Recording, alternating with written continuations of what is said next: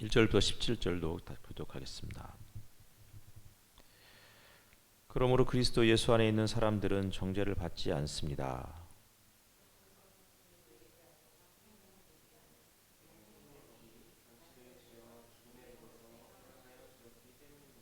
육신으로 말미암아 율법이 미약해져서 해낼 수 없었던 그 일을 하나님께서 해결해 주셨습니다. 곧 하나님께서는 자기의 아들을 죄된 육신을 지닌 모습으로 보내셔서 죄를 없애려고 그 육신에다 죄의 선고를 내리셨습니다.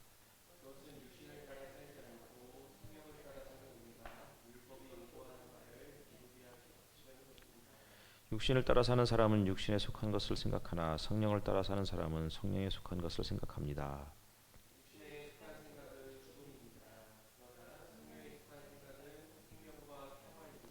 육신에 속한 생각은 하나님께 품는 적대감입니다. 그것은 하나님의 법을 따르지 않으며 또 복종할 수도 없습니다.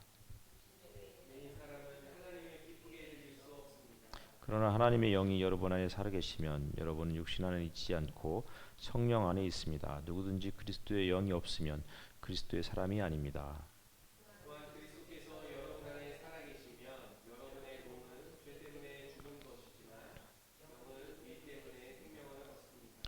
예수를 죽은 사람들 가운데서 살리신 분의 영이 여러분 안에 살아계시면 그리스도를 죽은 사람들 가운데서 살리신 분께서 여러분 안에 계신 자기의 영으로 여러분의 죽을 몸도 살리실 것입니다.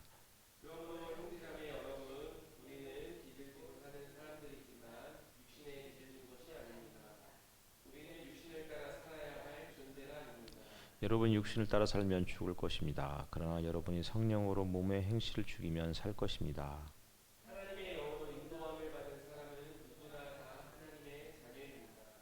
여러분은 또다시 두려움에 빠뜨리는 종살이의 영을 받은 것이 아니라 자녀로 삼으시는 영을 받았습니다. 그래서 우리는 그 영으로 하나님을 아빠 아버지라고 부릅니다.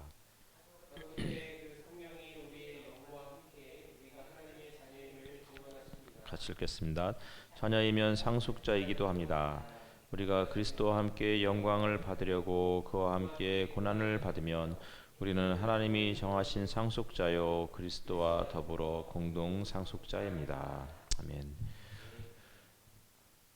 우리 시편 65편 말씀을 읽을 때 성전에 들어가기 위한 조건, 그것은 하나님께서 우리의 죄를 용서해 주신다라는 그러한 어떤 믿음이었고, 그리고 실질적으로 용서를 경험한 자들이 그 안에서 하나님의 전에 머물면서 함께 같이 그 풍성한 수확을 누릴 수 있는 그런 것이 시편 65편의 이야기였습니다.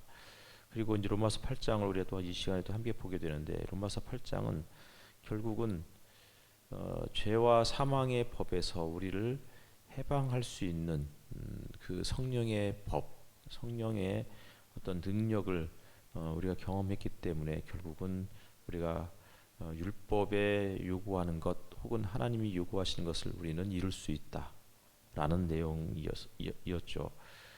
결국은 7장에서도 보면 7장에 이제 우리가 정말 오호라 하는 곤고한 사람이로다. 이 사망의 몸에서 어떻게 우리를 구원해낼 것인가, 누가 우리를 구원해내랴라고 했을 때 바울이 했던 선언은 그리스도 안에 있는 사람들은 정죄를 받지 않는다는 것이었습니다.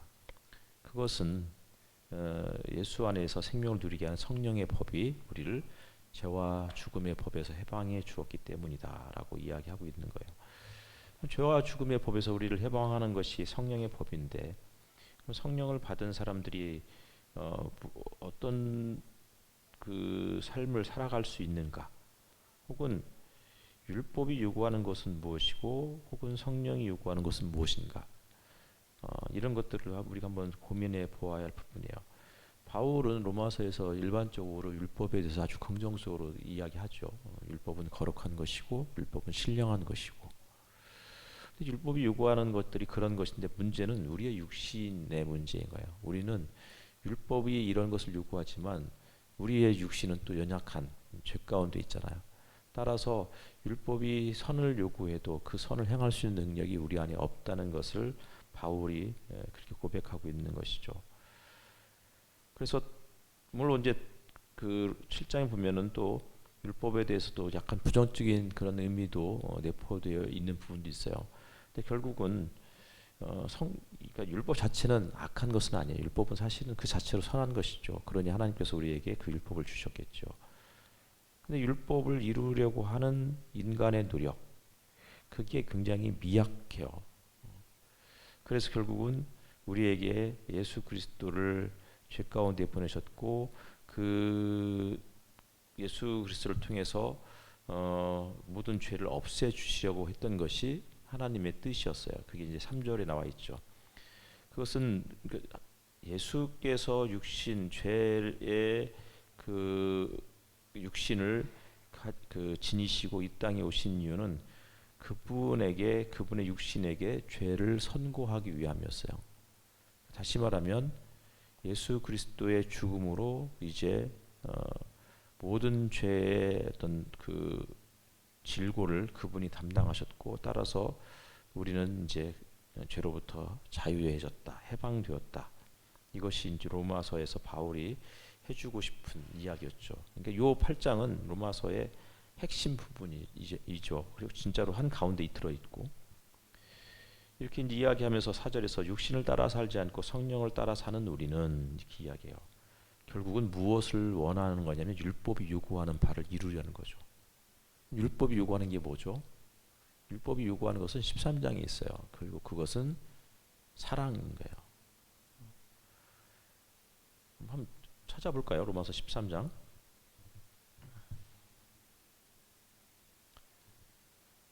13장 10절이죠.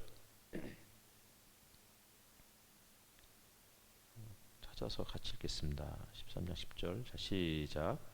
사랑은 이웃에게 해를 입히지 않습니다. 그러므로 사랑은 율법의 완성입니다. 결국 사도 바울이 율법이 요구하는 바를 이룰 수 있는 것은 성령의 법인 거예요. 라고 그렇게 이야기하고 있는 거죠. 성령의 법이 무엇이냐? 율법이 그토록 요구했던 그 내용들을 완성시키려는 것이었다는 거예요. 그러니까 율법이 결국은 우리가 뭐 하나님을 사랑하고 이웃을 사랑하는 것, 그렇게 이야기하고 있고, 실제로 우리가 방금 읽었던 13장에도 거기에도 이웃 사랑에 대한 이야기를 하고 있는 거잖아요.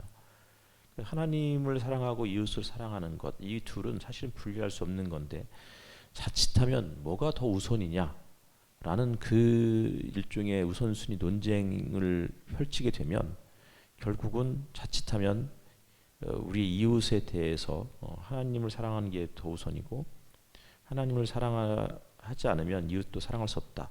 그 말이 맞는 것이지만, 그러나 하나님을 사랑하는 것이 우선이다. 이 이야기를 하다가 자칫하면 하나님이 우리를 위해서 창조해 주신 그 이웃을 우리가 오히려 혐오하고 배제하는 이런 어리석음을 또 범할 수 있는 부분이 아닐까 싶어요. 유대인들이 이 부분을 놓치고 살았던 것 같아요. 그러니까 여전히 유대인들 안에서 예수를 믿는 이방인들이 그러니까 교회 안으로 편입이 되기 시작했고, 그러나 로마 교회는 사실 유대인들보다는 이방인들이 훨씬 더 많았어요. 이방 그리스도인이 훨씬 더 많았겠죠, 당연히.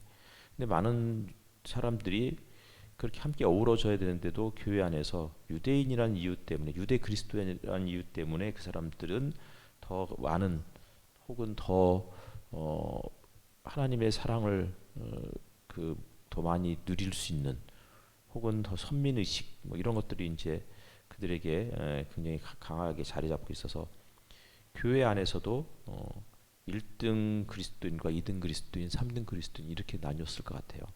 그것에 대해서 바울이 굉장히 강도 높게 비판하면서 성령의 법이 율법이 요구하는 바를 이루었는데 왜 당신들은 여전히 더 우월한 어떤 우월의식을 갖고 살아가고 있느냐, 이렇게 이야기를 하고 있는 것이죠. 그래서 그러면서 하는 이야기가 육신에 속한 생각은 죽음이다, 이렇게 이야기해요. 반면에 성령에 속한 생각은 생명과 평화다. 그러니까 성령은 살리는 영이고 성령은 평화의 영인 거예요. 함께 어우러져서 살아갈 수 있는 가장 중요한 부분이죠. 그런데 그런 것들을 왜 못하느냐? 그것은 여전히 우리가 육신 안에 머물러 있기 때문이고, 육신 안에서 육신이 요구하는 것을 들으려고 거기에 그 귀를 기울이고 그 육신의 음성에 순종하려는 그런 의지 때문이라는 거죠. 우리는 육신 안에 머물러 있기 때문에 육신에 요구하는 바를 거역할 수 없어요. 근데 이것을 능가하는 법이 있는 거죠. 그게 바로 성령의 법인 거예요. 그래서 성령의 법이 우리를 죄와 사망의 법에서 해방해 주었다고요.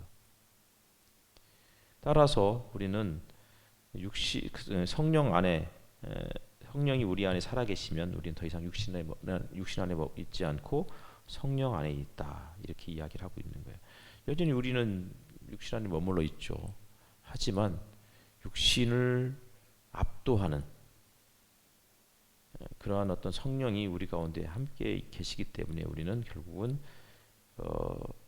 죽을 몸도 살리시는 그리스도의 영 때문에 결국 우리는 스스로 살아났고 그리고 누군가를 살리는 그런 일들에 동참하게 되는 그런 자들이다, 이렇게 이야기하고 있는 거죠. 그래서 바울이 하는 이야기가 결국 몸의 행실을 죽여라, 육신의 행실을 죽이라는 거죠. 육신의 행실이 뭐예요? 누군가를 죽이고 싶은 마음, 누군가를 미워하는 마음, 누군가보다 자신이 더 우월하다는 어떤 그런 착각들, 이런 것들을 죽이라는 거예요. 근데 우리가 스스로 죽일 수 없죠. 결국은 성령의 음성을 듣는 방법들이 굉장히 중요하죠. 그래서 계속해서 사도 바울이 8장에 들어가서 로마서 전체에서 성령에 대한 언급이 가장 많이 나오는 장이 8장이고요. 그 전에도 성령에 대해서 언급하지만 이미 7장까지는 총 5번 정도만 성령을 언급했다고 그러면 8장에 들어서는 총 15번인가를 사용하고 있어요. 그만큼 바울이 성령을 이 8장에서 중요하게 여기는데 성령을 따라 사는 삶에 대한 이야기를 하고 있는 것이죠. 성령을 따라 사는 사람들은 어떤 사람들이냐? 하나님의 영으로 인도함을 받는 사람들은 다 어떤 사람들이냐? 하나님의 자녀이고 더 이상 두려움에 빠지지 않는다는 거예요. 어제 그 조창근 형제하고 이런저런 이제 한 3시간 정도 식사하면서 교제를 나누는데 1년 한 4개월 동안 호주 살이에 하면서 느꼈던 그런 경험들, 이런저런 얘기를 들었는데 그 중에 하나가 왜 우리는 낯선 사람에 대해서 그렇게 배타적일까? 두렵기 때문이라는 거예요. 결국은 저 사람이 우리를 해코지 하면 어떻게 하지? 그런 두려움들이 결국 배제와 혐오로 그렇게 이어지게 되더라 였어요. 잘 생각해 보니까 오늘 이 말씀하고도 비슷한 거죠. 하나님의 자녀이면 더 이상 두려움에 빠뜨리는 종살이 영을 받지 않고 오히려 생명과 평화의 영을 받은 사람들이고, 따라서 확신 가운데서 하나님을 아빠 아버지라고 부를 수 있게 되었는데 어떻게 교회 안에서도 여전히 그런 어떤 혐오, 배제, 이런 것들이 강하게 역사할 수 있느냐, 이해할 수 없다. 이게 이제 조창근 형제의 이야기였어요. 그래서 자기는 교회를 다니기가 힘들다. 그나마 자기 인생에서 교회를 자발적으로 간 교회는, 유일한 교회는 꿈 있는 교회였다, 이렇게 이야기를 하더라고요. 그러니까 교회를 가면 너무 힘들다는 거예요. 예배를 드리는 것까지는 참 좋았는데 예배를 마치고 나서 한 3시간 정도 교인들하고 이런저런 교제를 하면 한인사회, 조그만 한인사회에서도 맨날 이 갈등하고 끼리끼리 모이고 이런 모습들을 견디기가 힘들다고, 그래서 더 이상 자기는 교회를 못 나가겠다고, 그래서 나가지 않는다고 하더라고요. 그러니까 두려움의 영인 것 같아요. 결국 교회는 그런 곳이에요. 교회는 어제 이제 스탠하우스 일기라는 그 책에서도 이제 그런 얘기가 나오는데, 교회는 절대적 타자인 이방인 뭐 이렇게 이야기했죠. 그러니까 이방인인 하나님을 받아들이는 자들의 모임, 이렇게 이야기해요. 하나님은 낯선 분이잖아요, 그렇죠? 절대적 타자라고 그렇게 표현해요, 신학적 용어로. 완전히 낯선 분이죠. 이방인이시죠, 사실은. 저 너머에 초월적 영역에 계신 그분이 우리 안으로 들어오시고 우리가 그 안에 함께 들어가고 그러면서 절대적 사자가 우리 안에서 함께 어우러지게 되죠. 그게 교회의 시작이었다는 거예요. 그렇기 때문에 따라서 어느 누구라도 교회는 환대하는 그런 공동체가 되어야 한다. 이런 이야기들을 스탠리 하우스뿐만 아니라 상당한 많은 그 신학자들이 이야기를 하고 있어요. 결국 우리가 하나님의 자녀라는 것을 어떻게 증언할 수 있느냐? 그것은 바로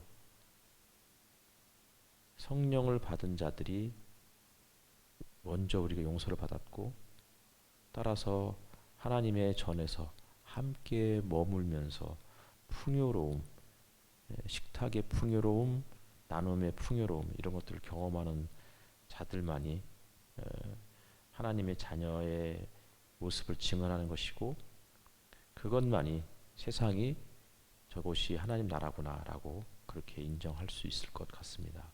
따라서 우리가 하나님의 영을 받는 것을 되게 중요하게 여겼으면 좋겠고 또 성령 강림 주일이 벌써 이제 2주 전에 있었잖아요.